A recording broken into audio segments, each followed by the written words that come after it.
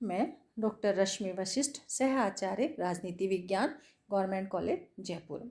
अभी तक हमने अध्ययन किया कि संयुक्त राज्य अमेरिका और तृतीय जो विश्व है उसमें आपस में क्या रिलेशन है और संयुक्त राज्य अमेरिका तृतीय विश्व से अपनी क्या अपेक्षा रखता है। जो तीसरी दुनिया, तृतीय विश्व जो तीसरी दुनिया है वो प्राय विकास के परिप्रेक्ष्य में परिभाषित किया जाता है। तीसरी दुनिया एक नूतन तथ्य है। ये वे राष्ट्र हैं जो सदियों की उपनिवेशवादी गुलामी से मुक्त हुए हैं और विकास के किसी मार्ग की खोज में हैं। एशिया, अफ्रीका और लैटिन अमेरिका के कई राष्ट्रों की विकास की समस्याएं लगभग एक समान हैं।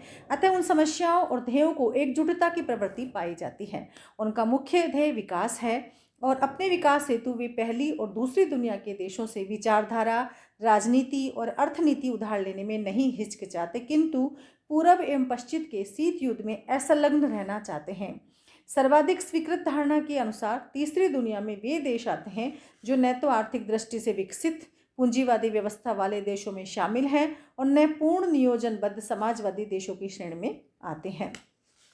तीसरे विश्व की अवधारणा एक मानसिक अवधारणा है, न कि कोई ठोस राजनीतिक इकाई है।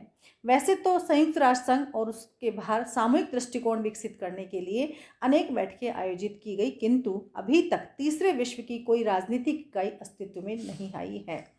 तथाकथित तीसरी दुनिया के कुछ देशों में पिछले 2 दशकों में उल्लेखनीय आर्थिक विकास हुआ है, चाहे इसका कारण तेल निर्यात ही क्यों न रहा हो। 7वें दशक के प्रारंभ में संयुक्त राष्ट्र दस्तावेजों में विश्व को 3 भागों में बांटा गया: विकसित निजी अर्थव्यवस्थाएं, केंद्रीकृत नियोजित अर्थव्यवस्थाएं और प्राथमिक माल उत्पादित विकासशील अर्थव्यवस्थाएं। इस प्रकार तीसरी दुनिया को आर्थिक परिप्रेक्ष्य में प्रस्तुत करने का प्रयास किया गया है। अब हम ये देखें कि तीसरी दुनिया या तीसरा विश्व जो है उसकी अपनी कुछ सामान्य विशेषताएं हैं, अर्थात वे सब एक जैसी हैं सबके लिए। वे क्या हैं उनको हमें जानना है। आज हम उसके बारे में अध्ययन कर रहे हैं।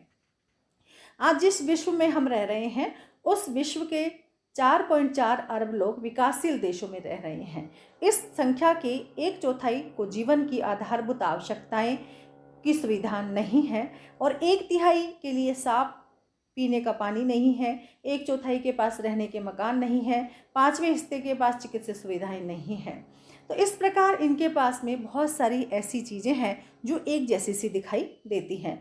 आज तीसरे विश्व के देशों की सामान्य विशेषता है विकास के लिए संघर्ष, किंतु इस आम विशेषता के अतिरिक्त भी कुछ ऐसी विशेषताएं हैं जो दिखाई नहीं देती पर वास्तव में दिखती हैं। जैसे जीवोपार्जित कृषि एवं बागवानी प्रधान अर्थव्यवस्था। तकनीकी ज्ञान एवं आधुनिक विज्ञान के अभाव में तीसरी दुनिया के ये अल्प विकसित देश अधिकांशतः कृषि पर निर्भर हैं। यहाँ कृषि व्यवसाय नहीं बल्कि जीवोपार्जन या बागवानी पर आधारित हैं। बढ़ती जनसंख्या का दबाव या कच्चे माल के निर्यात में ये सभी कृषक में लगे हैं। इस प्रकार से इनकी जो राष्ट्रीय आय है वो कृषि पर निर्भर करती है। निर्यातों पर आश्रित ये वे राष्ट्र हैं जो निर्यातों पर अत्यधिक निर्भर हैं। यह समस्या तब और अधिक महत्वपूर्ण हो जाती है जब निर्यातक देश 1 या 2 ही वस्तुओं का निर्यात करते हैं। निर्यातों पर अधिक आश्रित होने के कारण तथा विदेशी बाजारों की स्थिति में निर्यात नियम आदि से विभिन्न वस्तुओं की मांग में जब कभी कुछ चीज़ें बदलती हैं उसका प्रभाव इन देशों की अर्थव्यवस्था में होता है। असंतुलित घटक। गतिशील अर्थव्यवस्था में साधनों का अधिकतम उपयोग उत्पादन क्षमता बढ़ाने के लिए मिल जाता है, परंतु अल्प विकसित देशों में उत्पादन के विभिन्न घटकों में अचलता देखी जाती है। जाति प्रथा, सामाजिक व संस्थागत विचार पूंजीवादी गतिशीलता तथा विनियोग उद्योगों को प्रभावित करते हैं। इन सब चीज़ों से वहाँ का जो घटनाक्रम है वो असंतुलित हो जाता है, वो बिल्कुल ऐसे डगमगा जाता है कि वहाँ पर कुछ प्रतिक्रिया नहीं होती है। जनसंख्या की निरंतर वृद्धि इन विकासशील राष्ट्रों में देखी जा सकती है। जनसंख्या वृद्धि होने के कारण कई आर्थिक कठिनाइयाँ उत्पन्न हो जाती हैं, क्योंकि उनके पास में साधन कम है, संसाधन कम है और जनसंख्या अगर ज़्यादा होती है तो फिर आर्थिक कठिनाई जन्म ले लेती है। अस्थिर राजनीतिक व्यवस्थाएं। तीसरी दुनिया के ज़्यादातर राष्ट्र ऐसे हैं जो अभी अभी स्वतंत्र हुए हैं, लोकतंत्र अभी अभी आया है वहाँ पर, वो और वो अस्थायित्व के दौर में गुजर रहा है। इन देशों में राजनीतिक प्रक्रियाएं संक्रमण के दौर में होने के कारण संविधानों में लोकतंत्र के आधार पर सुनिश्चित नहीं हो पाए हैं। इन राज्यों का लोकतंत्र समाजवादी लोकतंत्र के नाम से पुकारा जाने लगा है। साधनों की दृष्टि से समाजवादी लोकतंत्र साम्यवादी विचारधारा के समीप लगते हैं, क्योंकि इन राज्यों में साम्यवादी संरचनाओं व संस्थागत व्यवस्थाओं के प्रति आस्था बलवती बनती जा रही है। करिश्मावादी नेतृत्व। इन देशों में कार्यपालिका अध्यक्ष करिश्मे व चमत्कारिक व्यक्तित्व वाले नेता होते हैं, चाहे वो भारत हो, जहाँ भारत में नेहरू हो, या फिर जोमो केंता हो, या सुकार्नो हो, या फिर लुम्बा हो, या फिर शेख मुजीब हो। ये सब कार्यपालिका अध्यक्ष ऐसे ही अद्वितीय व्यक्तित्व के कारण लंबी अवधि तक राजनीतिक व्यवस्थाओं पर छाए रहते हैं और इन कार्यपालिका अध्यक्षों की शक्तियां असीमित रही हैं। विधायिका का हास। इन देशों में बहुल समाज परस्पर विरोधी व अधिकतर संघर्षशील शक्तियों व तनावों व खिंचावों से त्रस्त रहते हैं, अतः कार्यपालिका अध्यक्ष तानाशाह की सी स्थिति में आ जाते हैं। एक दल प्रणाली। ज़्यादातर जो अभी राष्ट्र जो अभी स्वतंत्र हुए हैं उनमें एक दलीय प्रणाली देखी जा सकती है। प्रतियोगी दल प्रणाली आवश्यक रूप से सहिष्णुता के अभाव में अस्त व्यस्त होते होते एक दल की पद्धति की परिस्थिति में उत्पन्न कर देती है। चुनाव होते हैं, दल भी होते हैं, लेकिन सभी तीसरी दुनिया के राज्यों के बारे में यह सामान्यकरण खरे नहीं उतरे हैं। तीसरी दुनिया के राष्ट्रों में कार्यपालिका प्रतिमान अभी भी सुस्थिर नहीं हो पाए हैं। इस प्रकार तीसरी दुनिया के राष्ट्रों में कार्यपालिका सामान्यतः नियंत्रण मुक्त ही रहती है। भ्रष्टाचार बहुत अधिक इन राष्ट्रों में पाया जाता है। तीसरी दुनिया के राष्ट्रों में व्यापारिक भ्रष्टाचार या आम जन का भ्रष्टाचार बहुत अधिक पाया जाता है। जहां अमेरिका में 90% कर वसूल किया जाता है, वहां इन राष्ट्रों में 50% से भी कम कर वसूल किया जाता है। राजनीतिक और प्रशासनिक स्तर पर भी भ्रष्टाचार इन देशों में खूब फैला हुआ है। विलासिता पर जो खर्च होता है वो राजनीतिक और प्रशासनिक अभिजन जो वर्ग है वो बहुत ज़्यादा खर्च करता है और अपने खर्च को बढ़ाता रहता है। सैन्य सामग्री पर भी ये राष्ट्र बहुत अधिक खर्च करते हैं, काफ़ी धन जो है वो खर्च कर देते हैं। एक अध्ययन के अनुसार पिछले 20 वर्षों में तीसरी दुनिया को संपन्न देशों ने लगभग 235 अरब रुपए की आर्थिक सहायता दी, पर इसी काल में 3,800 अरब रुपए की फौजी सहायता भी दी। इन युद्धों में 1 करोड़ 63 लाख लोग हताहत हुए। यह संख्या द्वितीय विश्व युद्ध में मारे गए लोगों की तो आधी ही होगी। तथा ये तो वो चीज़ें हैं जो कि तीसरे विश्व की विशेषताएं हैं और करीब करीब इनमें एक जैसी सी पाई जाती हैं।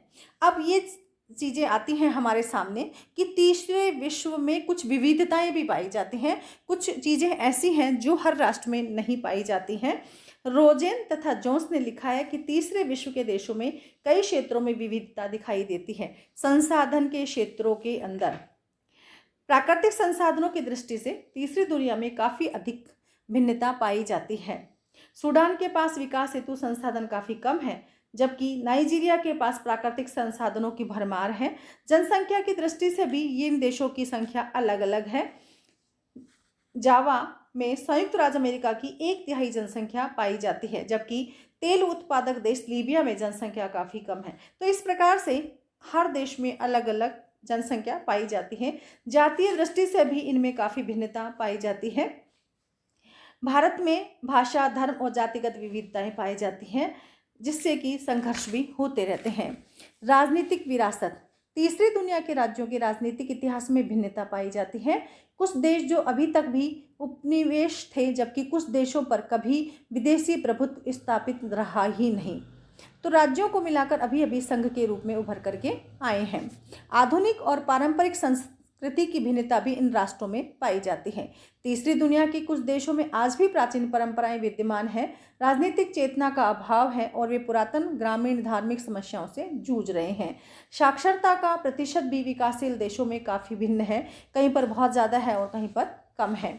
शासन संबंधी विभिन्नता भी पाई जाती है इन राष्ट्रों में, तथा आर्थिक जो व्यवस्था है उसमें भी इन देशों में काफ़ी अंतर पाया जाता है। कुछ देशों की अर्थव्यवस्था पूर्ण रूप से अपने आयात निर्यात पर निर्भर करती है। कुछ देशों के लिए विदेशी व्यापार उतना महत्वपूर्ण नहीं है। कुछ देशों के लोगों की आय में भारी अंतर पाया जाता है। कुछ देशों की अर्थव्यवस्था में पूंजीवादी तत्व मौजूद हैं, तो कुछ देशों की अर्थव्यवस्था समाजवादी ढांचे पर आधारित है। तो इस प्रकार इन सब में बहुत सारी भिन्नता भी पाई जाती हैं। तीसरी जो दुनिया के राष्ट्र हैं, उनकी राष्ट्रों की कुछ मांगे भी हैं।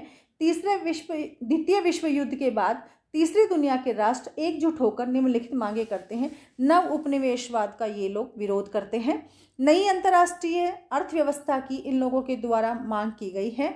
ये मांग करते हैं कि अंतर्राष्ट्रीय अर्थव्यवस्था शोषण पर आधारित है, अतः तीसरी दुनिया के कई राष्ट्र नई अंतर्राष्ट्रीय अर्थव्यवस्था की मांग कर रहे हैं। उत्तर दक्षिण संवाद भी जारी रखना चाहते हैं। विकसित देश विकासशील देशों की मांगों पर सहानुभूतिपूर्वक विचार कर सके, इसलिए संयुक्त राष्ट्र संघ का लोकतंत्रीकरण। तीसरी दुनिया के देशों ने संयुक्त राष्ट्र सुरक्षा परिषद का पुनर्गठन चाहते हैं, ताकि एशिया अफ्रीका के देशों को उसमें स्थायी सदस्यता प्राप्त हो सके, और विश्व बैंक और अंतर्राष्ट्रीय मुद्रा कोष पर भी पुनर्गठन चाहते हैं। तो इस प्रकार से तीसरे विश्व जो है या तीसरी दुनिया के जो देश कहलाते हैं, उनकी अपनी विभिन्नताएं हैं, अपनी विशेषताएं हैं, और वे लोग ऐसी कुछ मांगे रख रहे हैं जिनसे कि इन सब चीज़ों को अलग किया जा सके और वे सामान्य स्तर पर आ सके।